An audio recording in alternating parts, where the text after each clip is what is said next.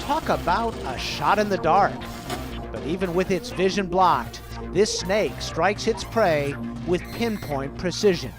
This blindfolded snake can strike perfectly accurately based on its thermal sensation, its ability to detect warm objects in its environment. It is literally seeing heat. With support from the National Science Foundation, Florida Tech biologist Michael Grace and his team carefully study these reptiles' infrared sensors. This ball python, like most boas and pythons, has an array of these infrared sensory organs called pit organs right around the mouth. So their brains have an image of the visible world and an image of the thermal world, so they see both light and heat together at the same time.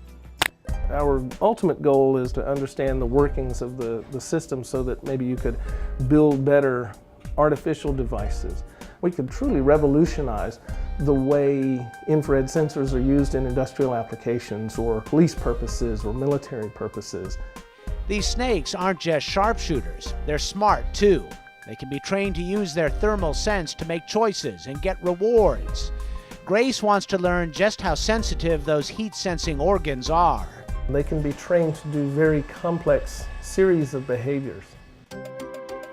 In this experiment, kind of a game show for snakes, this Burmese python must pick a door based on whether or not it senses heat. This animal has been trained that when the thermal stimulus is on, to choose the left push button, and this animal has made the correct choice, and it is now retrieving its dead mouse reward. Better understanding of these snakes' thermal sensing skills could help authorities manage them in places like the Everglades, where they are an invasive species.